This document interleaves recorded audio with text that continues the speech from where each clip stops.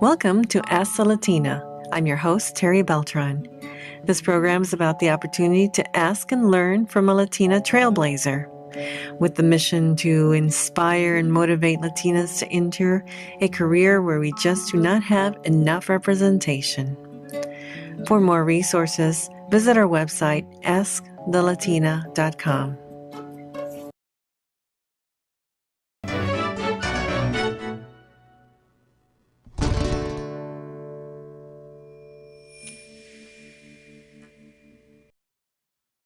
Welcome to Ask the Latina. My guest today is Estela Baca. She is a sales engineer, and I'm really excited to have her because this is an area that Latinas should consider. And we're going to get started with learning more about this. So you can see that in lots of industries, a sales engineer is definitely a great career. Hello, Estela. Thank you for being with us today. Hi, thank you for having me, Teresa. Hello, everyone. Very excited to be here. Well, let's first start with where you grew up, where you're from, your heritage, and what was it like being in high school? Perfect. So I grew up in a place called Teciutlán, Puebla. It is located about 6 hours away from Mexico City. This is a very small town. I grew up with my grandmother. My mom had to come to the United States to be able to provide for me. So the best solution for her at the time was to leave me with my grandma. Growing up, I never had plans of going to college. In my family, we come from a very humble family. The most education anybody ever got was probably going to junior high. So if you made it to junior high, you were well educated. My grandmother did, in fact, did send a few of my aunts to kind of learn a trade. They learned how to do sewing, clothes sewing, because it was very popular in our town. That was a way to make money. So I thought in my head, oh, I'm probably gonna do that. Or we had a small farm at home, and so I thought if I don't sew clothes, I can probably do farming. I can sell piglets, or I can sell chickens, or that was my train of thought. I had no idea, but my mom had different plans for me. So she said that when she came to the United States, her idea was that one day she was going to bring me here, and I was going to go to college. I didn't know that. She had a vision for me, but I didn't know. I was a kid. So sometimes moms, as we have a vision for our children, and I think it really helps. So I think her vision really carried me through. It was my grandmother and my mom that combined together made me who I am today, thankfully. So growing up, going to high school was very interesting. I was the very first one in my family to go to high school, and it was nerve-wracking. I thought, this is way too big for me. I don't know if I'm going to be able to do it. And that same year that I was a freshman in high school, my mom told me that I needed to move with her to California. I didn't know how to speak English, and I was so terrified. I thought, oh my God, my entire life is going to be upside down. What am I going to do? And she said, well, you have two choices. You can either come with me or you can stay there, but I'm not going to support you anymore. Right? You have a choice. Like, you can stay there and support yourself, or you can come with me and I will support you and you'll have to go to school. So I ended up moving with her in 1999.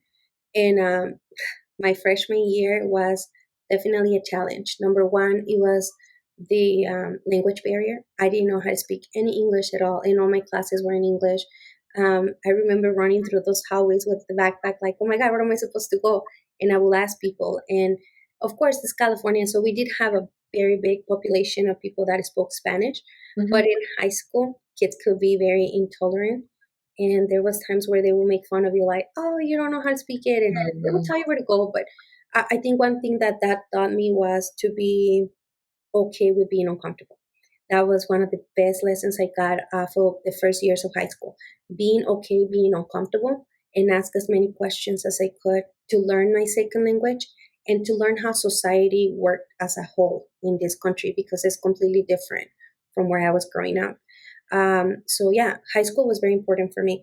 I was able to skip a whole grade. So I went from 9th grade all the way until 11th grade. And so I didn't do 10th grade, which was great because I was able to graduate on time.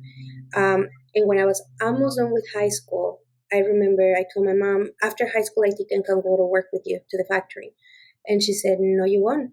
You're going to go to college. And I said, no, like, I don't want to go to college. It's scary. Like, people, really smart people make it to college. I can't make it to college. And she said, well, you have two choices.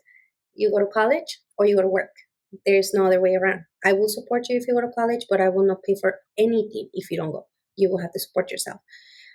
And I thought, okay, I think I go to college. And so I didn't know anything about how to get into a college. So my mom said something very interesting. She said, you need to look for a mentor. I had never even heard that word before. Where did my mother get this word? I have no idea. But it was great that she threw it out there. She said, you need to look for a mentor. And I said, what is a mentor? Like, where do I find one? Do I pay one or how do I find one? And she said, no, it's somebody in your school that will tell you how to get to college. It's somebody that is an expert on things that you want to do. Like in this case, you want to go to college, we'll talk to maybe your counselor. That can be your mentor. I said, okay. So I went to my high school, and I remember her name was Miss Loya. If Miss Loya is out there, I, I I thank her very much for helping me in my journey. Miss Loya in Huntington Park High School, she took the time to explain to me how the process was to go into a university. Um, Mm, One of the things that I learned very early here in the United States is that if you have good grades, and you don't have the money, the government will pay for you to go to college. That's a support system that we unfortunately don't have in Mexico. And so the first thing that went to my head was like, wait a minute, so if I get A's and B's, I can get my college paid. And that's what I did. Like my focus was getting A's and B's. I mean, I'm pretty sure I got a C somewhere mhm, there. It was in, I think it was in chemistry. He was the worst. But my main focus was getting A's and B's, and classes that I wasn't doing so good on, I will take my summers to be able to increase my grades. And so that really helped me. So when my mentor mhm. came in high school, she said, you know what, you have a 4.0 GPA. You can apply anywhere. And I said, what does that mean? I don't understand you still. And she said, well, people look for GPAs, and that's how good you are. Now we're gonna get you to do your SATs and your ACT. I think it's another one, ACT, if I'm not mistaken. ATC, yeah, ACT, ACT. yeah. Thank you. It's been a while. And so she got me all in line with that, and she said, and once we're done with that, we're gonna start applying for FAFSA. And I didn't know what she was saying either. So I said, you know what? I'm gonna trust you. I don't know what you're saying, but I will do it. And so she helped me apply for FAFSA, and we applied for other scholarships. And by the time I was done with high school, I was already in line to go into a great private college. Here was the caveat though. I hadn't received yet a full financial aid from FAFSA. My mom didn't have the funds to send me to college, and it was a private school. Mhm, The name is University of Laverne. It's very close to Cal Poly Pomona. And mhm. so when I was going to go to college the first year, it was going to be about $30,000, $40,000 if you live there or something like that. I couldn't afford it. I remember going to my class for my computer science. And at the time, they were teaching us Microsoft. And my computer teacher said, like, what's wrong with you? And I said, I don't think I'm going to go to college. And he said, what's wrong? Like, did you fail all class? Did you not have enough credits? And I said, no, it's not that. I don't have the money. Like, I got accepted, but I don't have the money. And he said, he started laughing. He said, money's going to stop you? And I said, yeah, like that's a big part, you know? And he started laughing. He said, oh, honey, you have no idea. In this country, you want something, you will get it. He said, look, you already have your money. And at that time, like I had my folder with my acceptance letter, you know? And I was thinking maybe I dropped a check or something. And I was like, oh my God, there's a check in here? And he was like, yeah, there is. And I was like, where? And he said, it's right here. And he just went like that to me. He said, it's called a leap of faith. Have faith that you already did the hard work through all these 4 years of high school, and that whatever it is that you need to get, the universe is going to provide to you, because we live in a country where there's tons of opportunity. You're going to get that money and you're going to go to college. Next year around this time, you're going to be in college learning so much and having the best time of your life, and this is not even going to be a thought. And I thought he was joking. No, he wasn't. It really did happen. I started applying for other subsidiary items, like I think I had my university gave me a scholarship. Telacu gave me a scholarship. FAFSA completed everything. And yeah, thankfully I was able to go. So high school was a very critical time for me. It was nerve wracking. It was exciting. It was sometimes very sad, but it was definitely the foundation that made me believe in myself to take that leap of faith and grab on to something that I didn't even think I could accomplish. That's great. Sounds like you had a mother that was already dead set and knew what she put you in the path that was correct for you, and she knew exactly how to get you in that direction. And that's a wonderful thing, that moms have that vision for us, Latinas. And when you went through the fact that you had a 4-point average is great, did you start looking at the FAFSA on your senior year, or was it the junior year? Or actually, you started from freshman and went to senior, correct? So, what So, point did you talk with your counselor? Was it right in your senior year?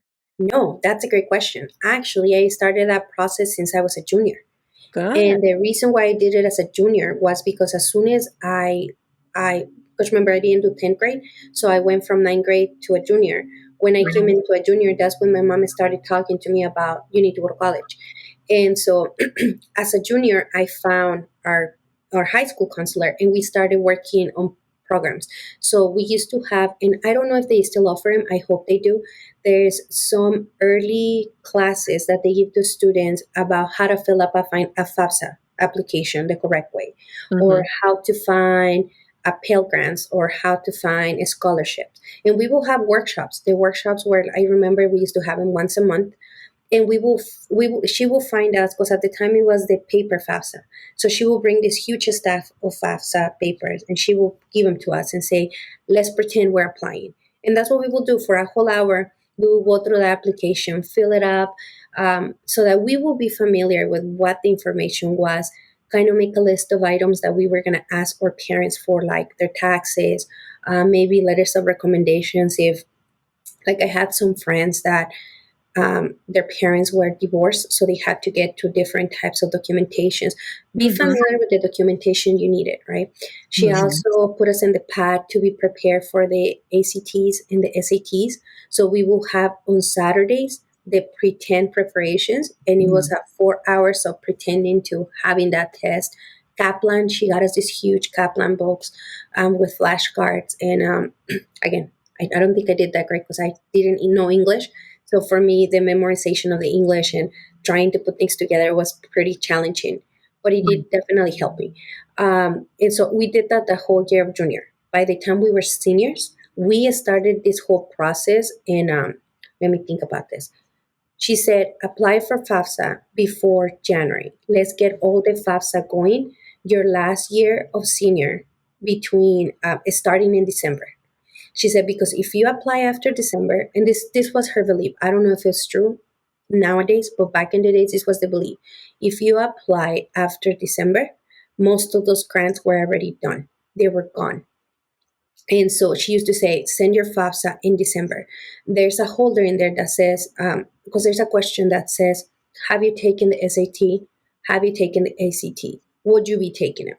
In our case, we will be taking it because those weren't given until January back in the days. Mhm. So she will say, "Put, I'm taking it," and put the day that you're putting it, because there was an area where you could put that. Mhm. And so you would just have to go online later and update when you got your results.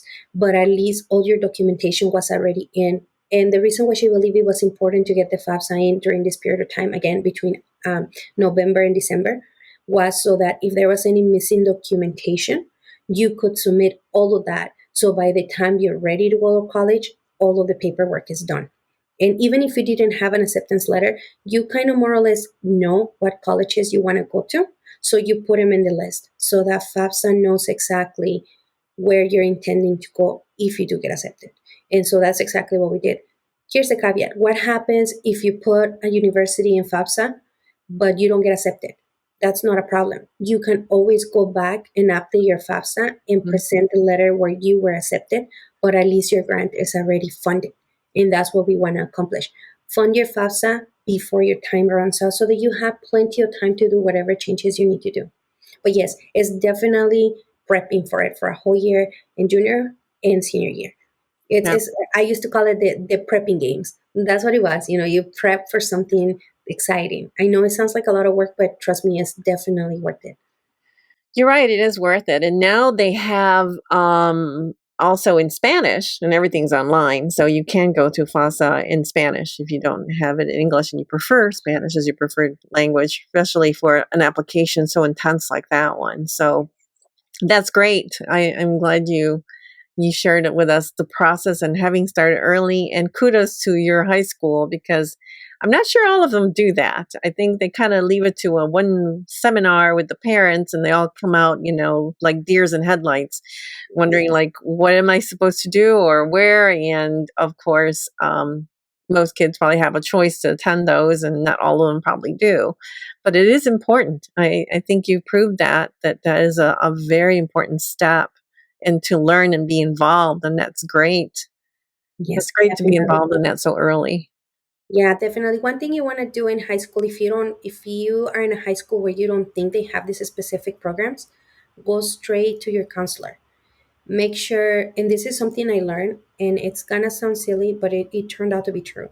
One of the first things our counselor told us was, if you get put in a woodshop class or mechanics class, but you want to go to college, please go change it as soon as possible and switch it for a math class. Even if you're already done with math, go to calculus, or a physics class or a computer class. The reason why is because you want to make sure you're setting yourself up for a university rather than a trade school. She said, no, nothing wrong with it. It's your choice. But if you want to go to a trade school, keep the wood shop and keep the mechanics, because then you're going to a trade school. But if you have your heart set in going to a 4 year university, don't do that. Go straight for the maths, science, or switch it for computers. Anything that will put you up there so that you can go to those universities. I remember when he told me that, it was the second year that I was gonna go, which was in junior high, and sure enough, they put me in woodshop. And I went back home and I told my mom I have woodshop, and she said, "And what are you doing?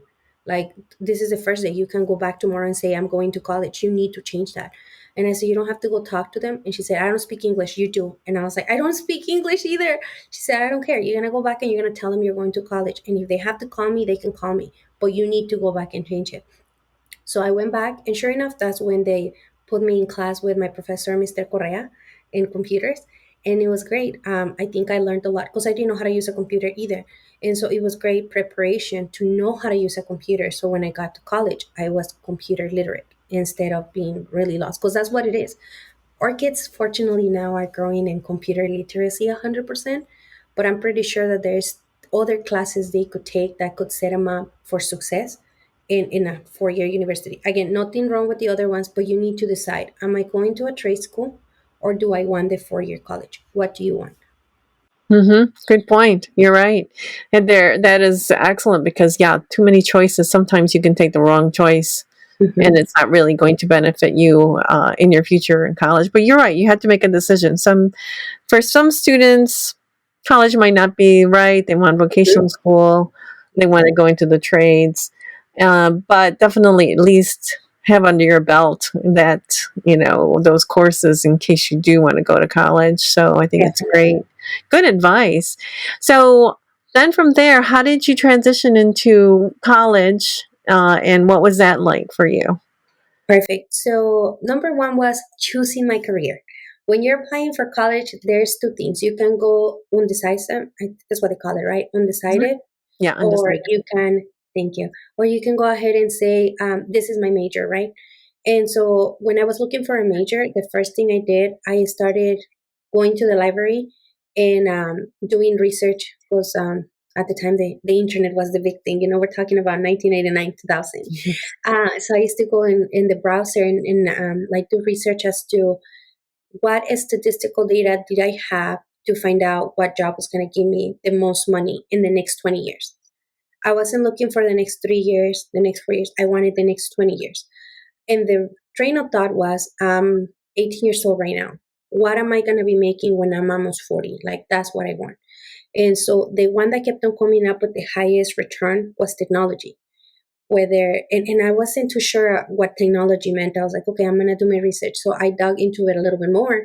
And it turned out that technology could be hardware, software, networking, but anything that had to do with computers. And I was like, oh, okay. So I went ahead and checked it out and found out that there was something called computer science. I started talking to one of my friends in Mexico, and we both came to the conclusion that computer science was going to give us the most money in the next 20 years. Of course, my friend was going to school in Mexico and I was going to school over here, but we both took that route. And so when I told my mom, she said, "What are you choosing?" And I said, "It's computer science." And she said, "What is that?" And I kind of explained it to her, and she said, "It's going to make you money." I said, "Yes, it's going to make me money for sure, mom." She said, "Okay, do it." And she said, "Wait, what's the percentage of females in that specific career?" And I said, "Well, it's hardly any, like it's mainly male dominated." And she said, "And you're going to do that?" I said, "Yeah, I don't speak English. I'm really good at math. Computer science doesn't speak back. I don't have to go to classes and give big speeches. I can literally sit down and do my math or whatever I have to do, and nobody's going to bug me." And she said, "Okay, if you want to do it, do it." And so that's how I came up with computer science. Like I went to Laverne, and that was the first thing I put, computer science, and my teachers were amazing. I had a great computer science teacher. Her name was Sarah Whitby. She's still out there. Miss Sarah Whitby is in the University of Laverne. And she used to always encourage us females because in our department, my classes were always females and two other girls all the time. Like it was really male dominated. We hardly ever had any females. And out of all the females, I was the only Latina. The rest of them Wow. were from other backgrounds. So it was very impactful for me to see not only am I in a male dominated career, but I'm the only Latinx. It was mind blowing. We had other males that were Latinos. I had plenty of friends that were from Guatemala, El Salvador. There was other ones that came from Mexico, but I was the only Latina in there doing computer science. And that kind of gave me a little more feel. I thought, wait a minute, this is going to be huge in 20 years. I'm probably going to be able to make an impact. So I'm staying here. Don't ask me how long it took me to do my first C++ code. It literally took me 10 hours. And it was funny because it was literally an output of Hello World. Everybody in that class finished that within 15 minutes. And I sat there for 10 hours looking at it like, I have no idea what I'm looking at.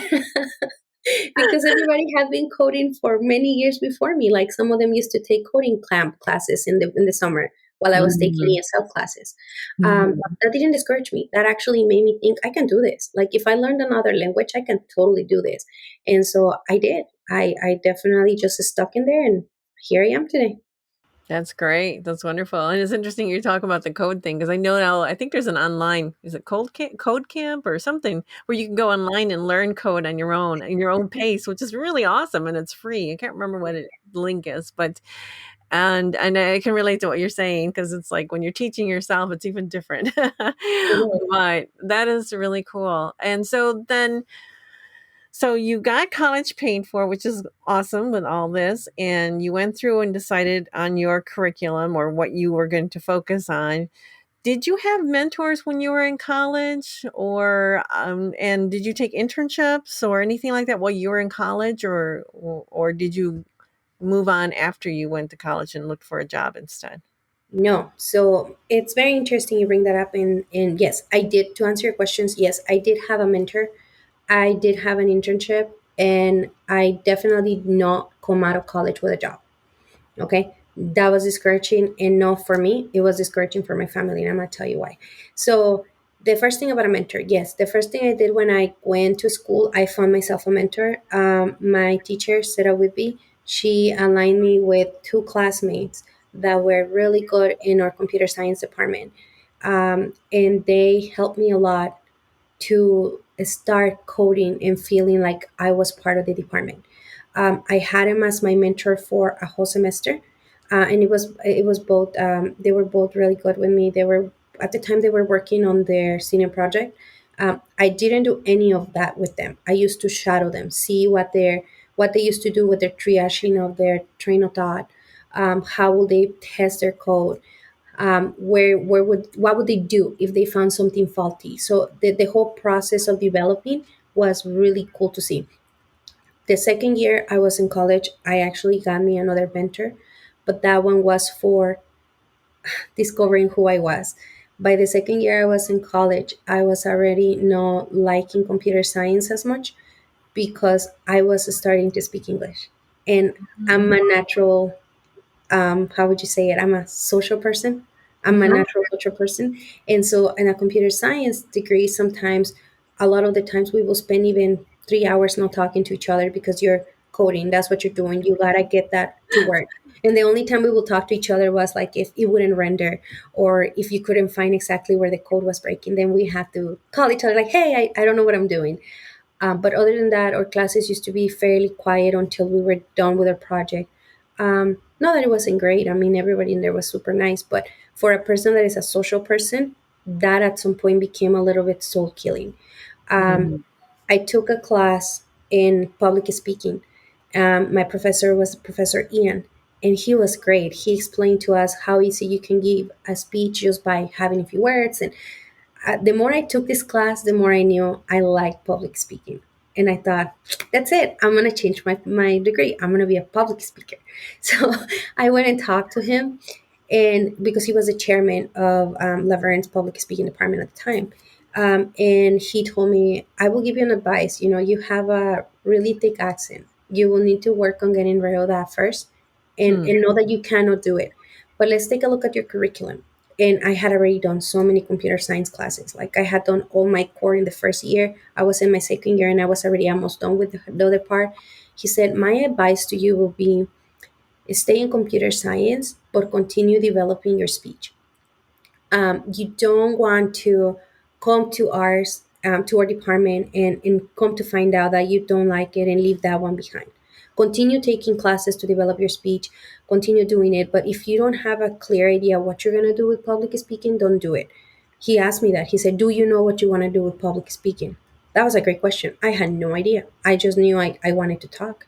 And he said, yeah, Mhm. see, most people that take public speaking, they go into politics or they go into law school.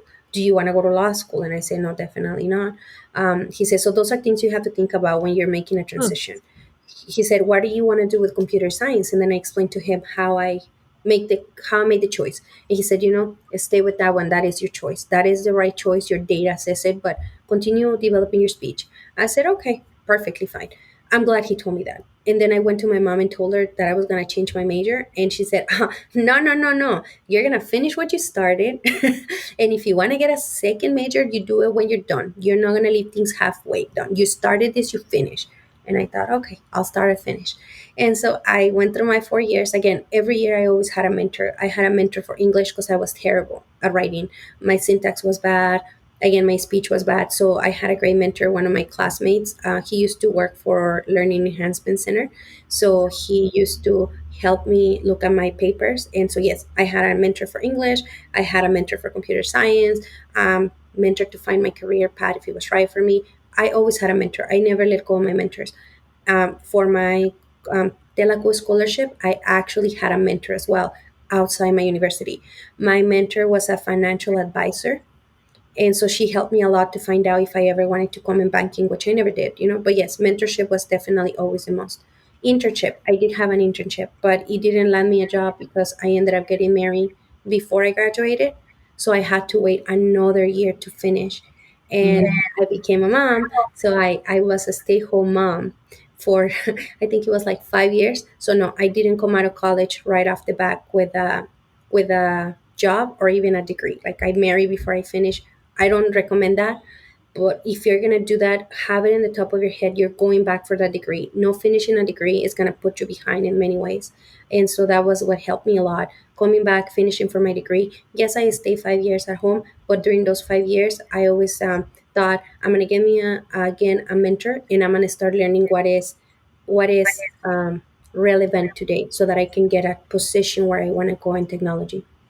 Hmm. That's great. What with the mentors? Did you seek them out, or how did you find them? Because you had a variety of mentors with different backgrounds that were helping you in various areas of your journey, which is really neat. Did you seek them out, or how did you connect with them? Some of them I found on my own. For example, my English one I found on my own because I actually did not do really well in college the first year with English. I flunked that class and I had to retake it again in the summer.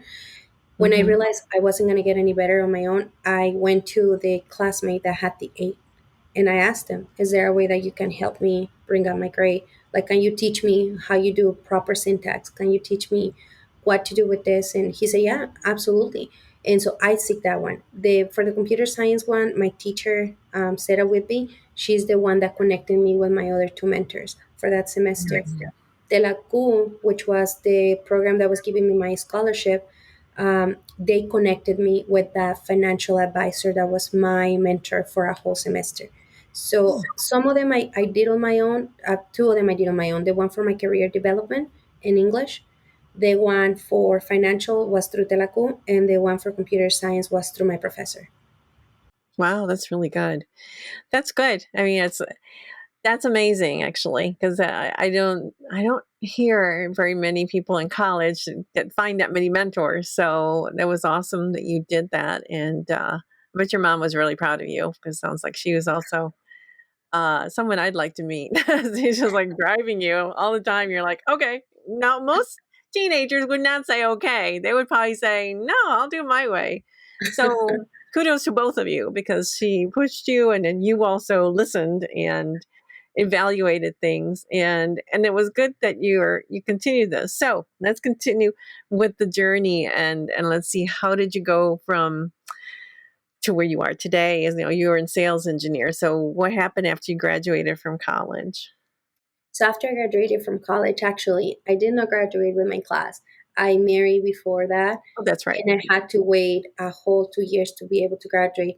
The good news is, during those 2 years, I went back to college and I got a computer science degree with a minor in business administration, which was great because now I didn't only have my computer science as a major, but I had background in business administration, which really opened my eyes as to, wait a minute, there's more to computer science than just coding. Like, there's a whole sales cycle in it. If we're making software or someone is making software or hardware, there has to be a team that has to be selling, or there has to be a team developing. So it kind of put in perspective, wait a minute, I can still use my degree and do something else. And so after I finished that, we moved to Las Vegas and I started working as a contractor for a company called Telos International. So in Telos International, I was doing, it was, to me, it was actually really cool. It was about 10 years ago when Google was starting something called DFA, which was digital marketing for online ads. And so they hired me to help troubleshoot the back end of some of the digital ads they had. And my job was to identify if the HTMLs were compatible with the JavaScript that we had. Around that time, the whole HTML to HTML5 conversion was really big, Mm-hmm. because JavaScript was no longer going to be accepted. Now it's going to be iframes. And so it was really neat to learn in that job how that transition happened. I wasn't coding again, I wasn't doing anything of computer science that I learned, but I was definitely learning how to troubleshoot and how to communicate with customers to make sure that they were successful with their product. Mm. That's a big thing nowadays, especially when you're selling SaaS. You need to, in SaaS, it's mainly like you're selling software as a service. That's what you're doing in SaaS.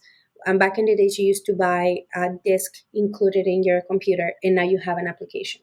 Now Mhm. we're doing it different. We're doing it through the internet. So you're buying SaaS software as a service, and you need to make sure your customer is successful. Me learning that specific trade during that small contract was huge. I learned about marketing. And it wasn't just regular marketing. I learned about digital marketing, which was up and coming at the time. I learned a ton about how to listen to a customer and be empathetic with them. I learned a lot Mhm. about my own limitations and how to ask for help. Um, a lot of the successful people I know, their rule number one is, if I don't know within the first 3 seconds, ask for help. You could be losing very, very significant time just by being afraid of being wrong. Everybody is wrong at some point. The worst thing you can do is to stay quiet and not ask for help. And so after I did that, I went into marketing. I got hired as a digital marketing manager for Allegiance Airline for a company called SKG Marketing. Mhm. It's no longer a company here, but it was a great company to work for. I was there for about 3 years. And then after that, I got the opportunity to go into software finally. I went into a company called, at the time, it used to be called Bluepoint Solutions. And so they did software for credit unions. I was in love with it. I thought, oh my God, this is it. I'm going to software. And I started as a technical support account manager. The role was great. It taught me a lot about how our software worked, database management, application upgrades, server maintenance. And so things that I had never even touched on when I was in college, I learned through this company. Then the company got bought out and we became Allergen, and I stayed with them. Here's one thing that I feel like I made a mistake on. I didn't want to make a move in my career because I was raising my children at the time with my husband. So we had to have this crazy schedule. And I used to think if I change my career, I won't be able to attend to them. So I need to be passive with it right now. And then when they're older, I can be aggressive. But right now they need me. So I'm just going to prepare as much as I can, learn as much as I can. So when they're on their own, meaning like 13, 14, I can go full force in my career. I don't regret it. I think it was a really good choice because it gave me the opportunity to learn as much as I did, but also gave me the opportunity to be a mom and a wife. So it was a good pause for me. I became a cloud applications engineer in that company. It was a great position. I learned tons about cloud computing. Now everybody wants to be on the cloud. So even our applications were going to the cloud, and we had customers that didn't want to have their stuff on prem.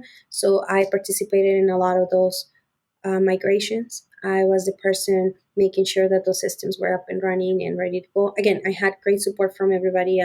The team was always there, but it takes a team. It's a whole team. It's not a single person. It's a whole team that is meticulous and proactive to make sure that all these cloud transitions happen. Mm. After that, during the pandemic, I got scouted out by a company called CrowdStrike. CrowdStrike is a cybersecurity company, and cybersecurity has been one of those things that I always wanted to explore. I was a technical support account manager there again, but my role was more to interact with the customers from Latin America and Brazil.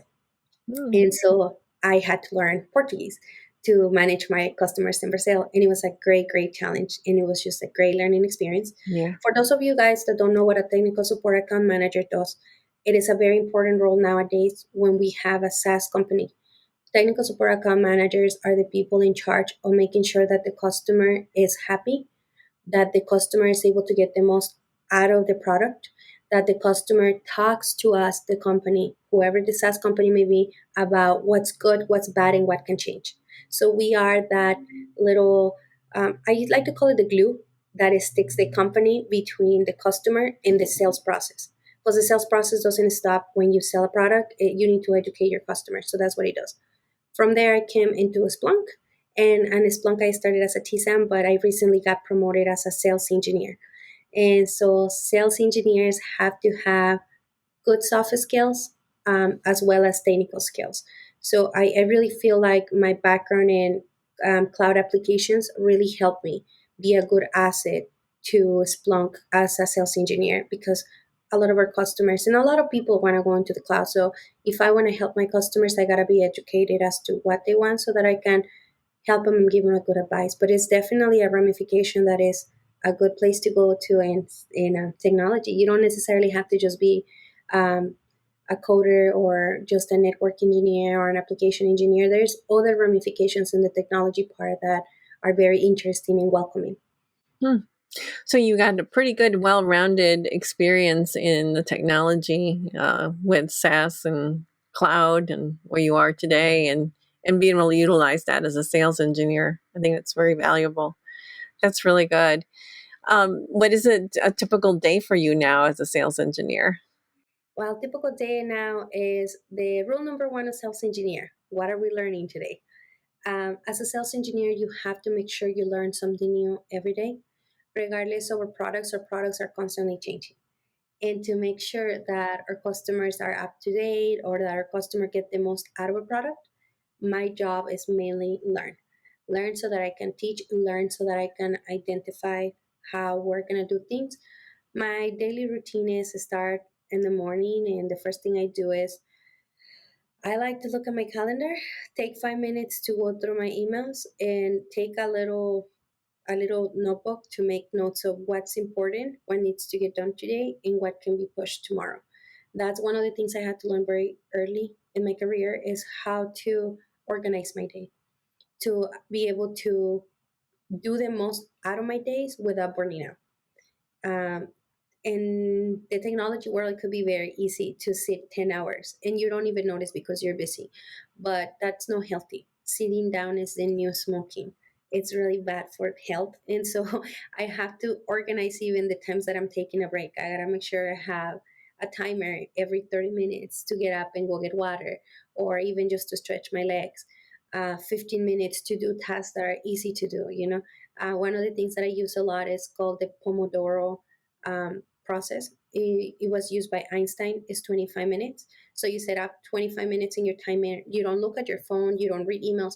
You do the task that you chose to do. If I chose to do a course that I have to do for a presentation, I will do that course for 25 minutes without stopping. I will not answer a phone call. I will not talk to anybody. I will not do anything other than focus on that. After those 25 minutes, I have 10 minutes of break to walk around, do whatever, and I start all over again. It really helps me keep me organized. Yeah. Pomodoro. That's great. Great advice. And definitely it does help you be, disciplined. It sounds like disciplined in what you need to accomplish, which is really cool. That's great. Yeah. And sales engineering, it's pretty neat. I mean, I think, you brought everything together, what your goal was as far as being a speaker, but also you kept with computer science and all this came together.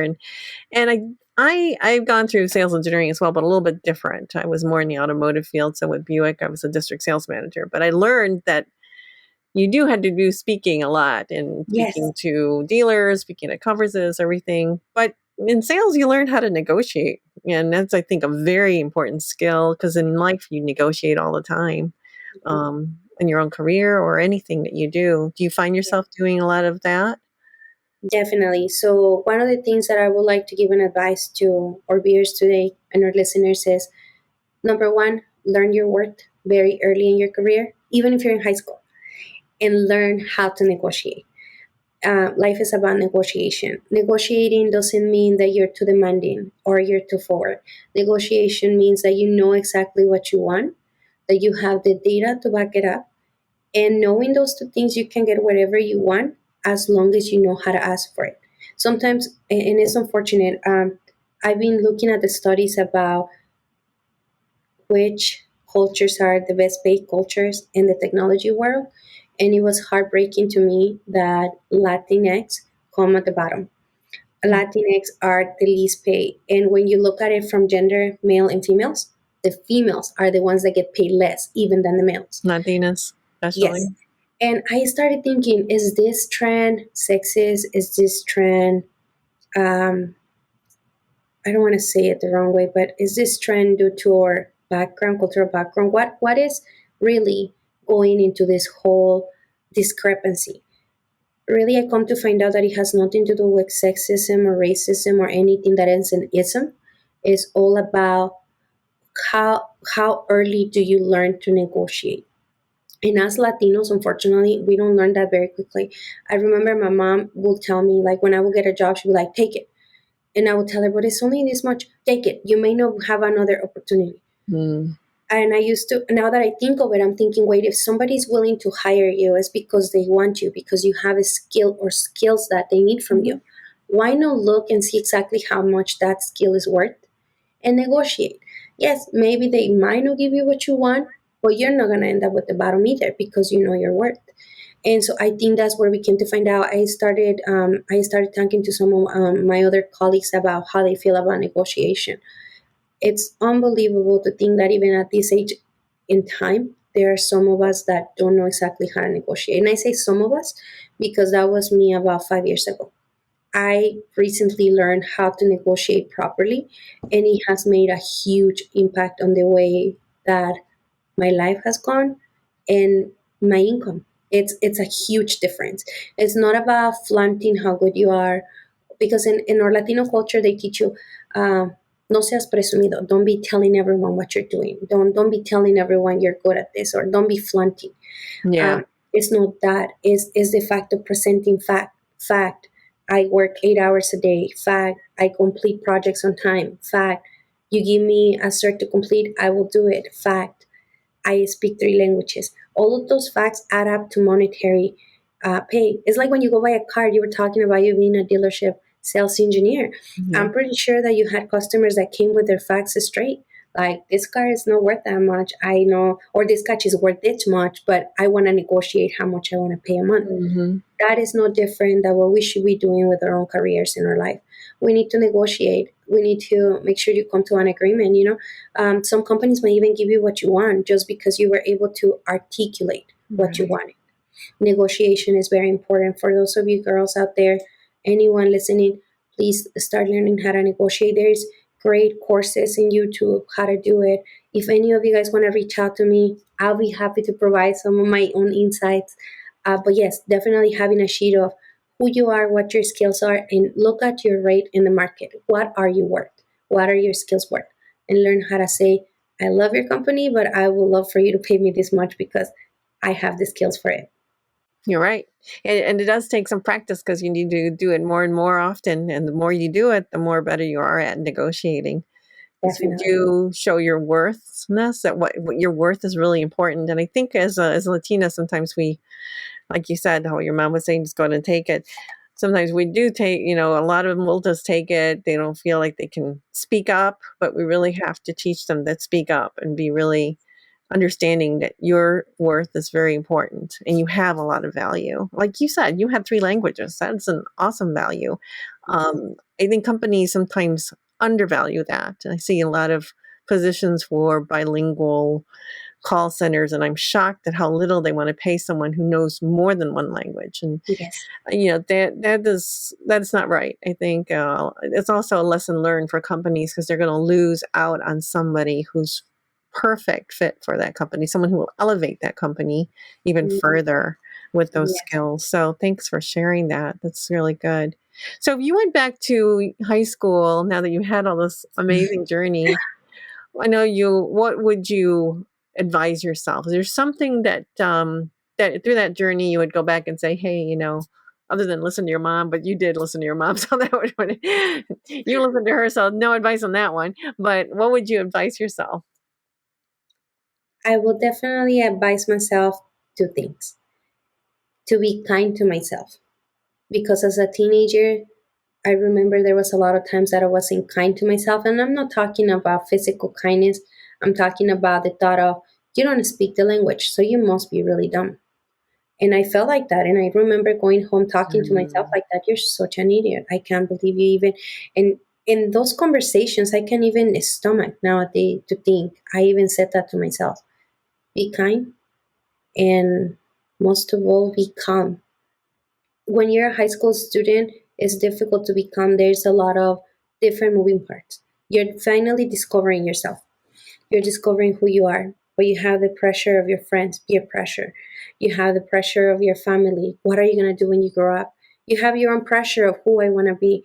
And so, in all this whole pressure, we forget to be calm. Everything is going to pass. Things that you did today are not going to matter in 20 years because maybe your state of mind is going to change. But if you're not calm in that moment as a high school student starting your life, and you let all this stress get to you and paralyze you, that could be very counterproductive. So stay calm, take a deep breath. All of this is going to pass. Just deep breaths. You can do this.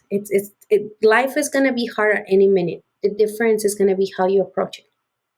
The outcome is different depending on your approach. And if you cannot be calm through those moments where you need to be clear minded, things get a little bit rocky. Be kind to yourself and be very calm. Don't let anybody tell you you want something if you don't want it. Stand up for what you want. You want to go to college? You go to college, even if your friends say, "Oh, you're such a geek," or "Oh my God, I can't believe you have those dreams," because those are kids out there. They're terrifying. The things that come out of their mouth, or "Oh, you're spending too many hours in the library," or "Oh, where are those dress? Like, why are you wearing those shoes?" Who cares? It doesn't matter. It's about how you feel. Be kind to yourself and be calm. Everything will be fine. Just stick to your guns. yeah.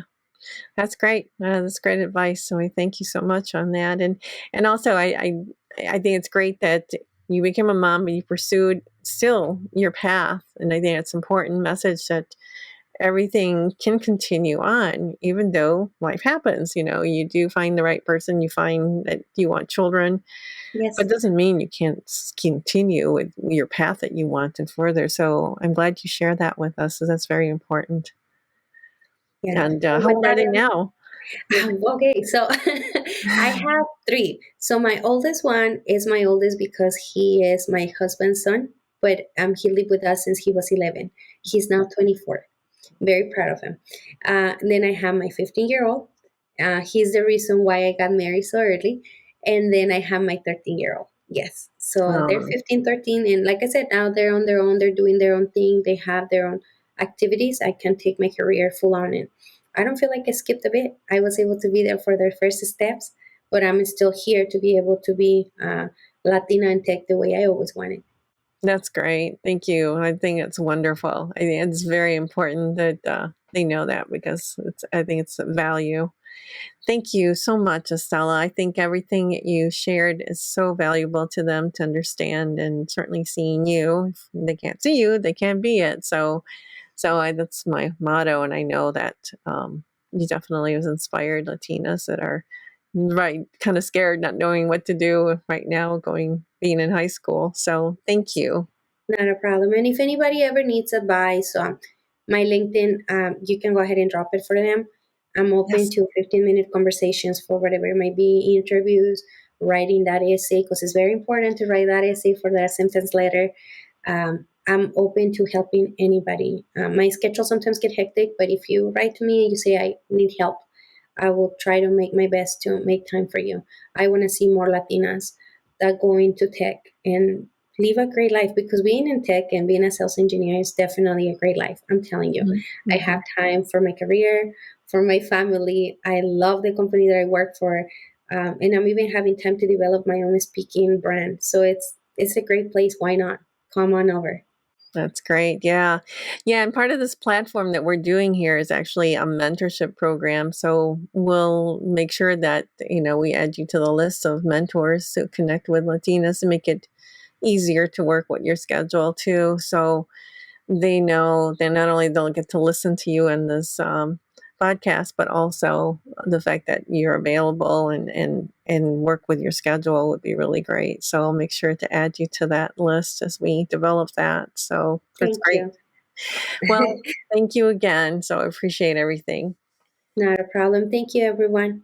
Have a great day. Well, this concludes Asa Latina. I appreciate you joining us, and I look forward to you joining us in the next.